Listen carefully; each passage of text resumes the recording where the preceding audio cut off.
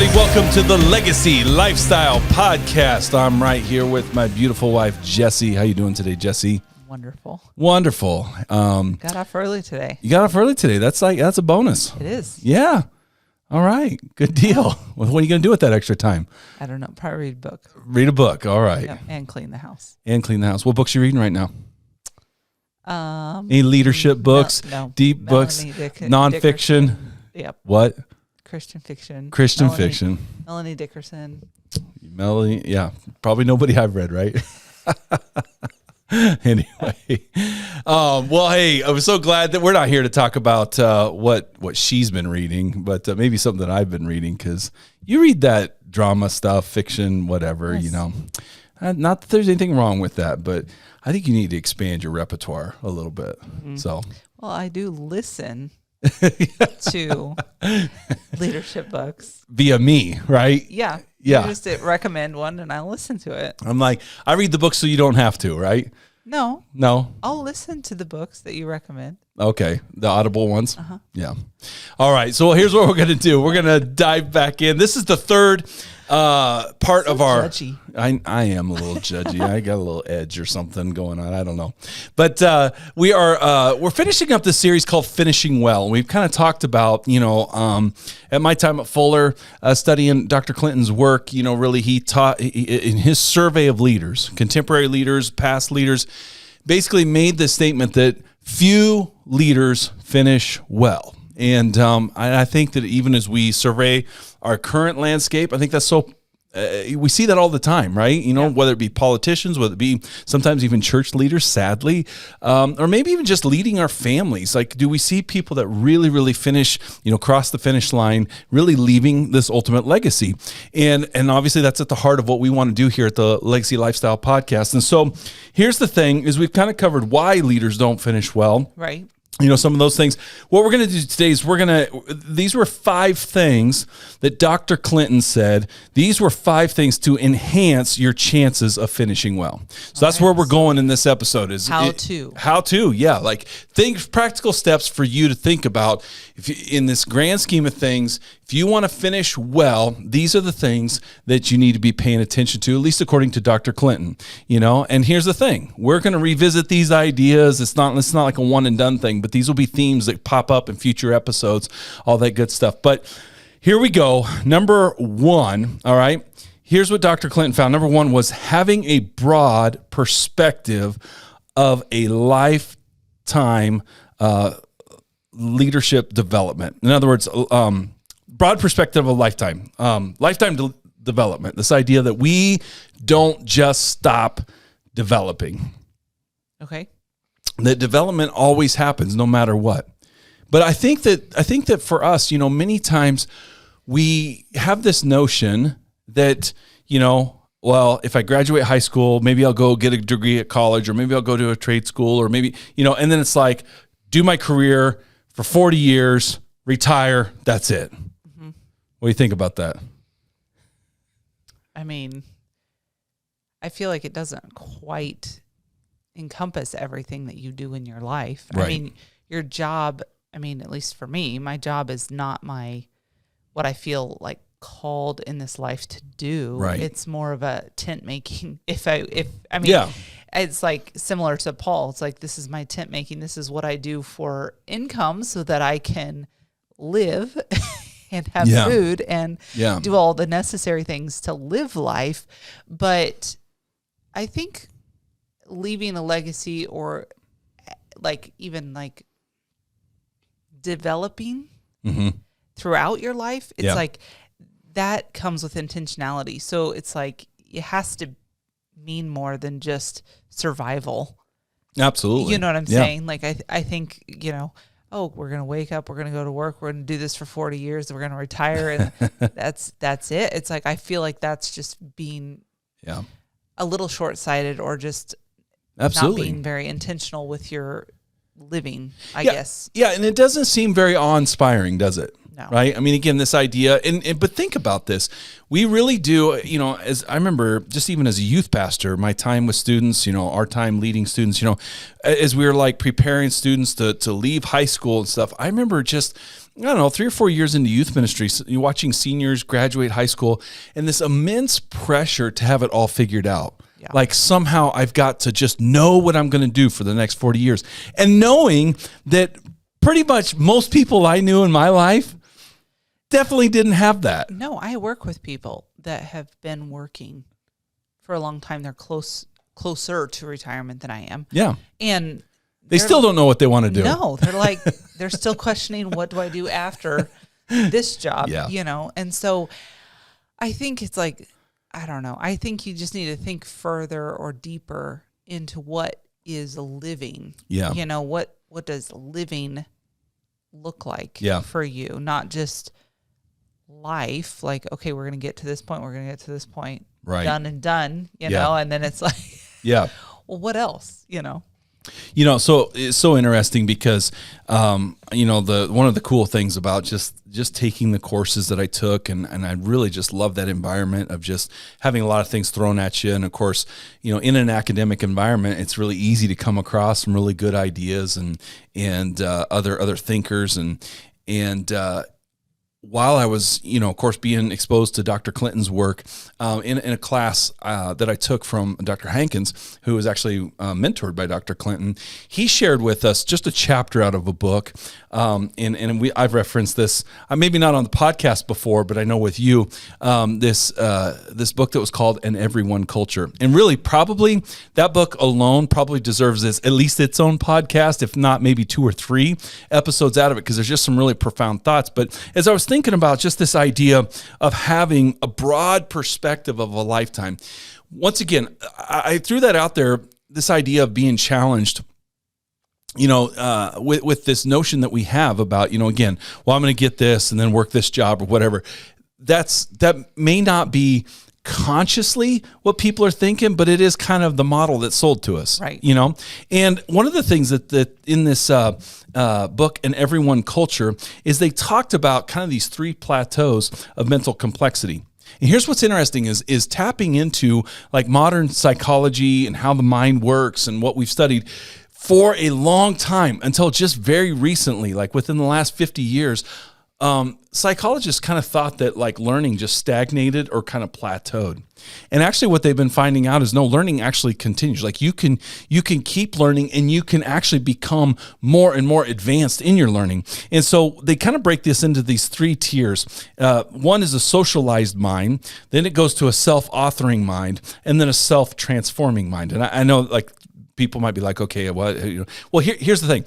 Most of us generally start out in life with developing this socialized mind. Okay, you think about your kids. You think about going through junior high and high school, maybe getting into college. You kind of largely have this socialized mind that's being developed, and this idea of being a team player, a faithful follower, seeks direction, reliant. Okay, there's kind of a dependency there.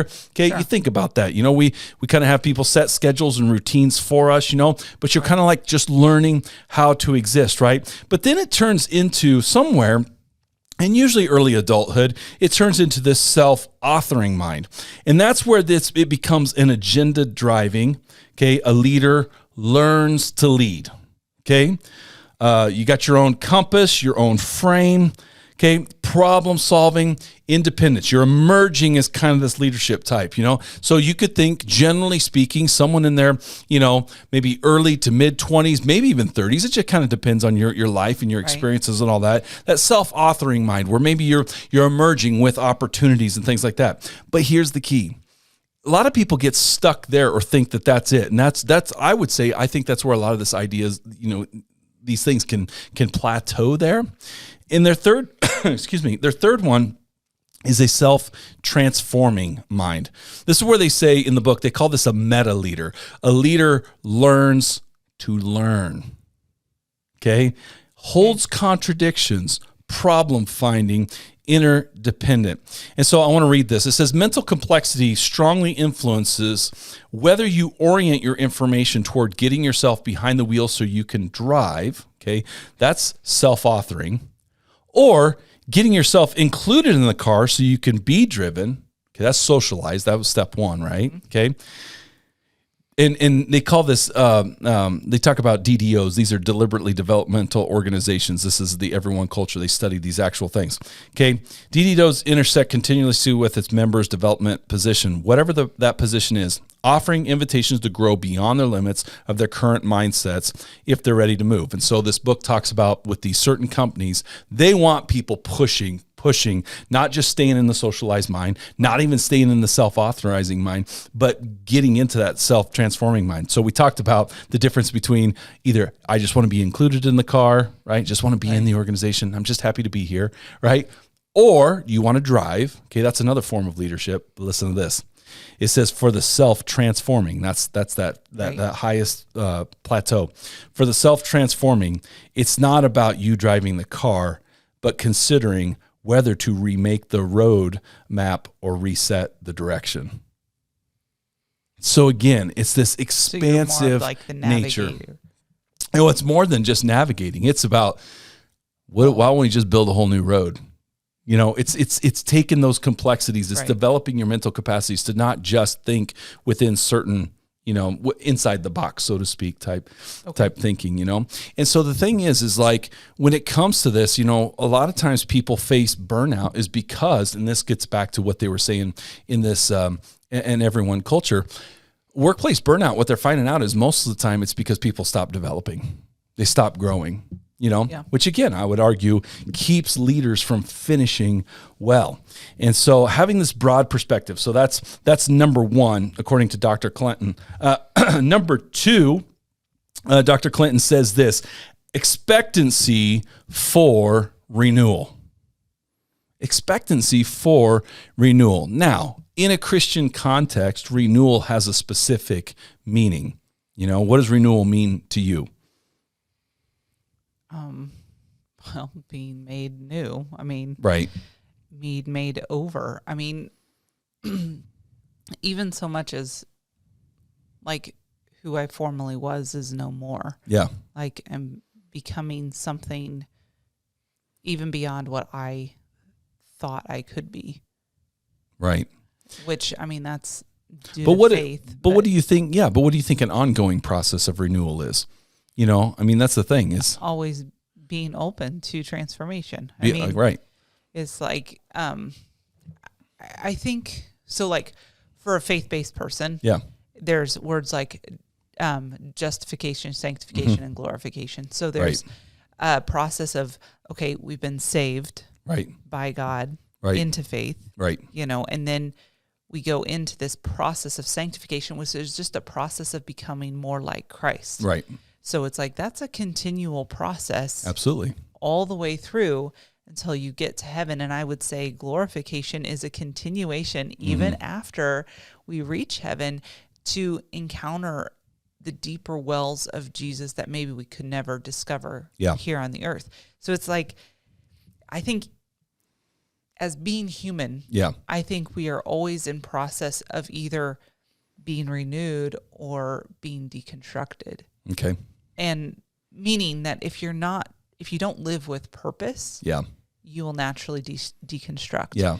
And if you're not willing to be transformed, whether that be just challenged by another person beside you, even somebody that may not be on your same level, even somebody that may be underneath of your authority, like if you're in a business setting, a boss that is willing to listen to those under him is probably going to be a little bit more successful because he'll see the weaknesses in his business because he's willing to listen to the people that are dealing with kind of the crummy stuff that he doesn't have to deal with.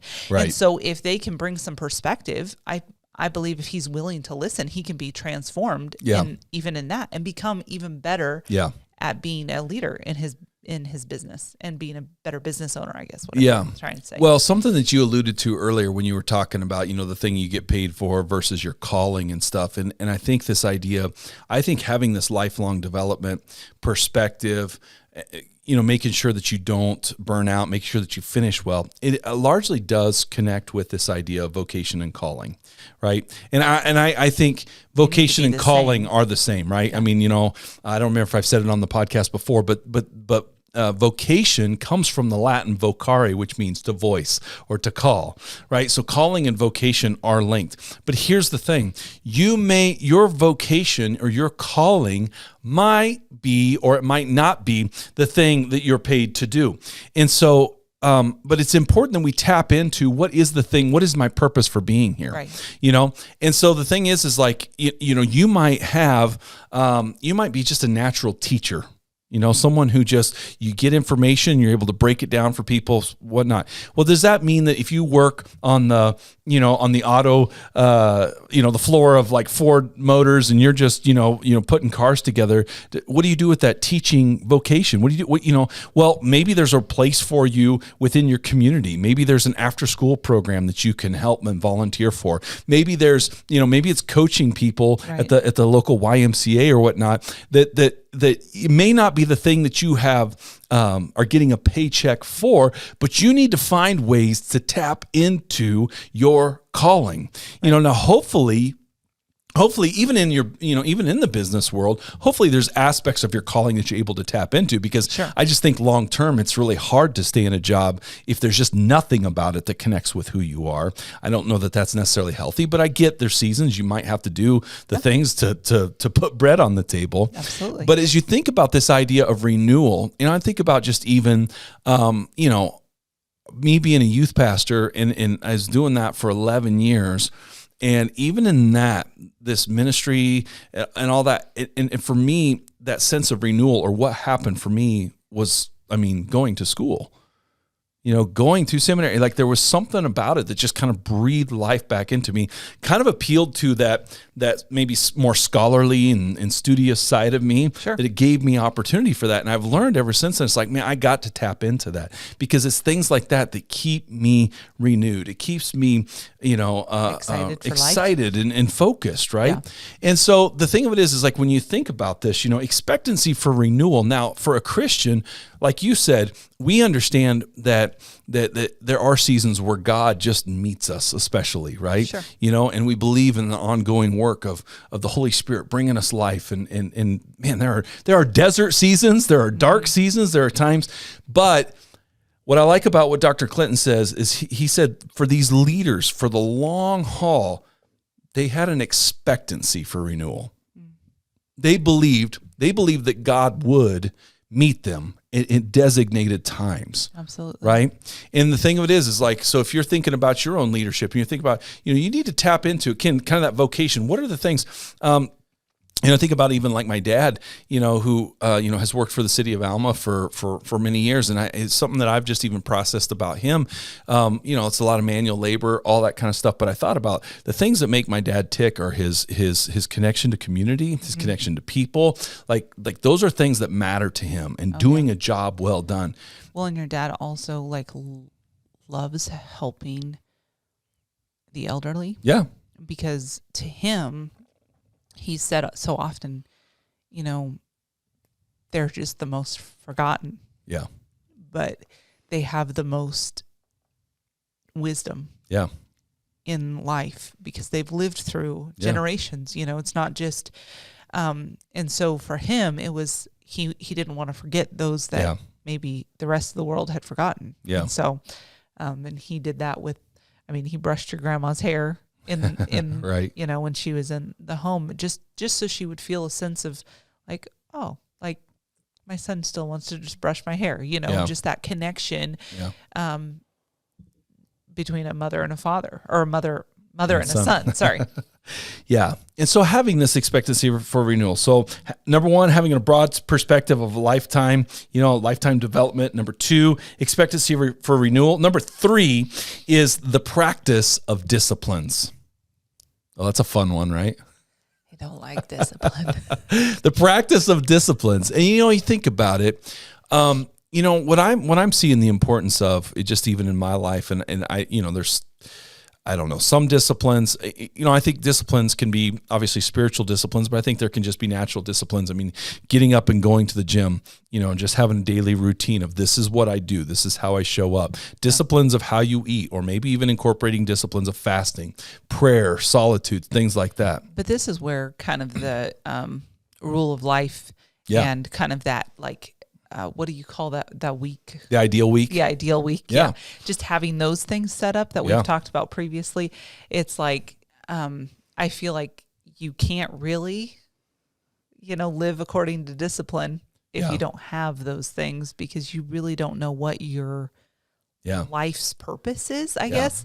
And I think the rule of life kind of helps you walk out the things that you feel like drawn and called to. Absolutely. And so I feel like the practice of disciplines is probably found in that and the ideal week, because like that's going to get you in that rhythm and just that discipline, I guess. Absolutely. And so again, even if you think about the practice of disciplines and how that can even connect back to having the broad perspective of a lifetime, of lifetime development, are you intentionally putting certain resources into your life? Are you, whether that's podcasting or reading a book or being in community? Mean I can read my fictional books? No, that's not. How's that adding to? That's not discipline. That's a luxury. That's adds value because it makes me happy. Oh my good. Oh, so let's talk about that for a second, right? Just makes you happy. No, that doesn't work. So nice try, but no. But think about that, because disciplines take you kind of away from happiness if we really talk about it, or think about it, Well, absolutely. Well, in the moment, disciplines are not fun, right? That's the thing. Why it's a discipline is because you're putting yourself in that position that you don't want to be in, right, but you need to be in, right? I just have to poke fun. Yeah, I know. A book, so. All right, and so number 4, having and maintaining a learning posture.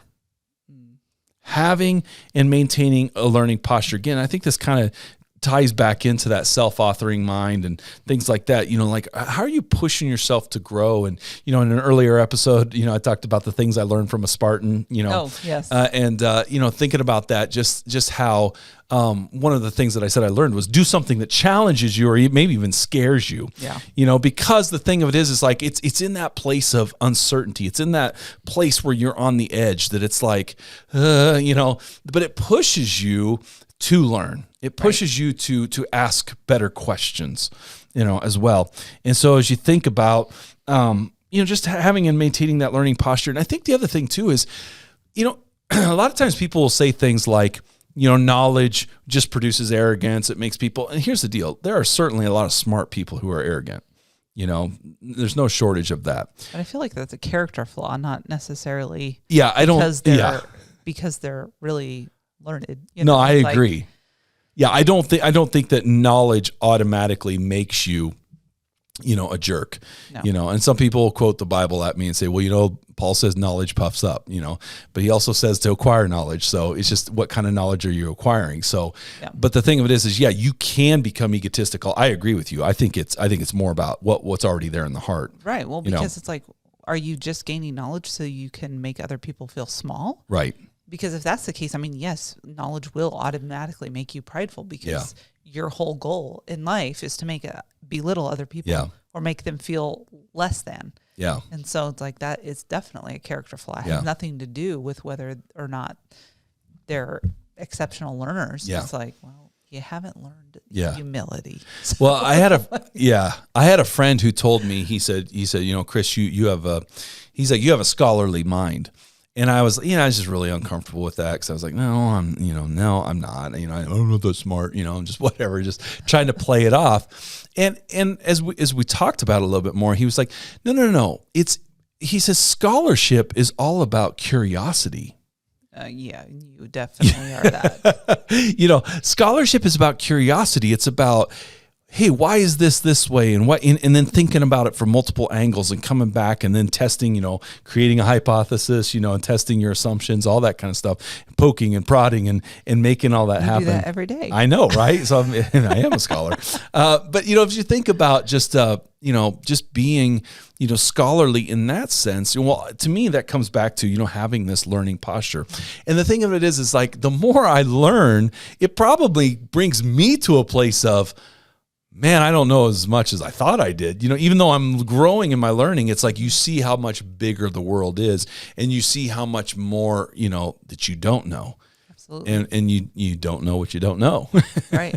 And so that's the thing is, I think to our kids a lot. Yeah, I think that just maintaining that learning posture, because it's so easy to, well, I read this in this book, and so this is the way it is, and you can lock in on that rather than remain open and curious, and yeah, there are some things that we can know for sure, but we got to be careful and always test our assumptions. Well, yeah. And I think, that goes into so many things in life. Yeah. Just because it's like you can get locked into something, and I think it can close you off to relationships with other people. Oh, for sure. And so it's like, I don't know. I just feel like sometimes leaving a legacy, you have to leave yourself open for a connection with community, with people. Yep. And that includes people that don't necessarily think or believe or process the same way that you do, so that you can even grow in connection with them. Because I think sometimes as humans, we like what we know. Yeah. And so sometimes I think diversity scares us out. Yeah, absolutely. Because it's like, well, I don't know about that. So, and I think that what we've done in our culture as of right now, it's almost like caused a horrible rift with humans, because I think not being able to ask certain questions of people that think totally different from you, whether that be on sexuality or race or culture or whatever. It's like the fact that we can't just ask questions without being told that we're haters because of our questions. Right. I'm like, it used to be that no question is a bad question. Right. But now it's like, if you question, you're a hater. And it's like, whoa. Yeah. Like, there's still a need to learn and to process together. And I think the more we close ourselves off to that diversity of thought, and just being open to have good communication, safe communication, and communication that leads to growing, whether or not I leave the table ever agreeing with you on what your belief system is. If I have opened myself up to be genuinely curious about your life, and I go away with just knowing a little bit more that I didn't know before, that leaves me to be a little bit more loving and accepting of other people that may have similar views as you do. So it's like, I really, really hate that our culture has kind of made asking questions a bad thing. Yeah. And I think maybe we're going to see the fruits of that later. Yeah. When we see people failing, because obviously to stay in a learning posture, I mean, you have to ask questions. You have to be you got to remain curious and humble in your curiosity. Yeah. Exactly. Yeah. Humble in your curiosity, and even leaving room sometimes for nuance. It's interesting how, we talked about this also, in that kind of micro versus macro culture. And, one culture may value something over another. And a lot of times you just need to ask the question of like, well, why? Why do you value this? What, a lot of times people will give some good answers. Now, it may not be the thing that you value, but you can't, there's some things that's like, this isn't a right or wrong issue. Absolutely. This is just different, right? Absolutely. But having that posture of learning and understanding, well, hey, they're going to do it this way because they have this value, and stay in that place learning rather than just being like, well, that's just dumb. I remember my Spanish teacher when we started learning Spanish, our Spanish teacher said, hey, these are the rules, we're going to lay out rules of how you conjugate a verb, how you do stuff like this, and she goes, don't say, she's like, I don't want everyone to hear you say, well, that's dumb. She said, because she said it would be like if the only sport you had ever seen was basketball, but then you watched a football game and you're like, why aren't they dribbling? That's dumb. And she's like, no, it's a different sport, Yeah. And so she was talking about like with a language, don't sit there and say that's dumb. It's just different. It's different rules. Yeah. Right. So it's so important that we have this learning posture. All right, here we go. Number 5, and we'll end it here. Number 5, out of things to enhance chances of finishing well, number 5 is having mentors. And we will do a future series on what mentorship looks like and all the aspects of that. But just to keep it really simple, you need people who have been where you are, who have been where you want to go, and you need the wisdom from them.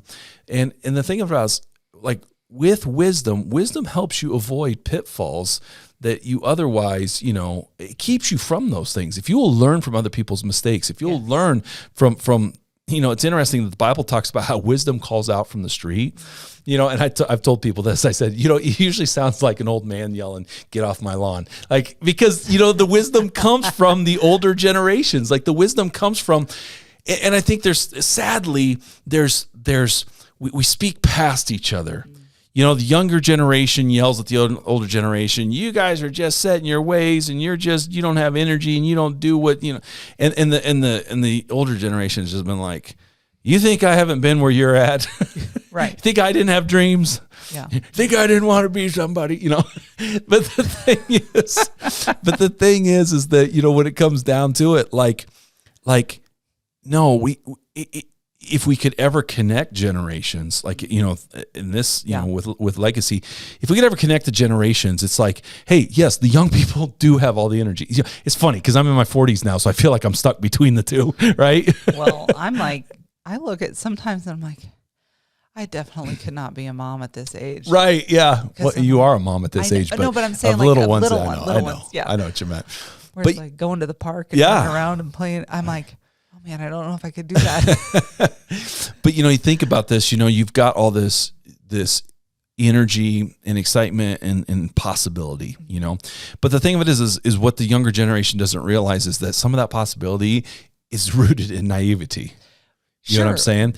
And the older generation, here's the problem. Like, the older generation, they probably could tell you 1,000 ways to not do something. Sure. You know what I mean? And it's not that if you could ever connect and get these two together and actually hear one another, right? I think you'd have just some really powerful ideas that would be unleashed if you could get some older people to impart that wisdom to a younger generation that's motivated and excited and make things happen. If they would, adopt a millennial, so to speak, right. And just to say, hey, look, can I just take you to lunch and you can pick my brain, but just that we need this, we need the generation speaking to one another. Right. Well, and I think maybe instead of, because I know sometimes with me and my kids, for example, like, I'll just shut something down. Yeah.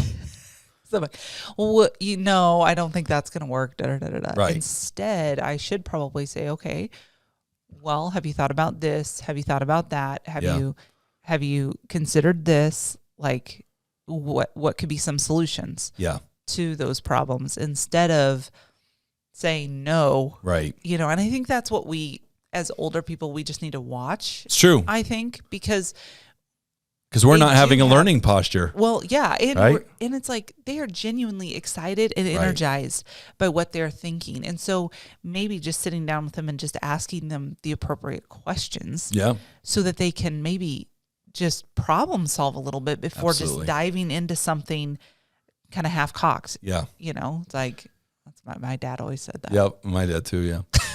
But yeah, just thinking about, mentorship and the importance of that. And sadly, I think it's a lost art in a lot of ways, but really, and especially in communities of faith, I mean, and we're commanded to do that, the older to instruct and to serve the younger generations. And we definitely got to tap into that. So I'll just recap these things briefly. So these are 5 things to enhance your chances of finishing well. You, 1, have a broad perspective of a lifetime, that lifelong development. Number 2, expectancy for renewal. Okay. You need to be re-energized. Number 3, the practice of disciplines. Number 4, having a learning posture. And number 5, having mentors in every stage of your life, having mentors, people that have been where you are or have been where you want to go. So that kind of finishes up our third part of finishing well. We're so glad that you have joined us on this. And I just want to mention, hey, like, subscribe, share, all of that good stuff with the podcast. And also go to our website, legacylifestyle.life, and where you can sign up for our mailing list, get updates from us. We're not going to spam your inbox or anything like that. But if you do that, hey, we're going to give you a free leadership book, a summary of a hot leadership book. I was going to say off the Press, but no, some of these are older leadership books too. But but we will give you leadership book summaries, just to give you the big ideas, and we'll maybe help you out in your leadership. So thanks for tuning in, and we'll see you next time.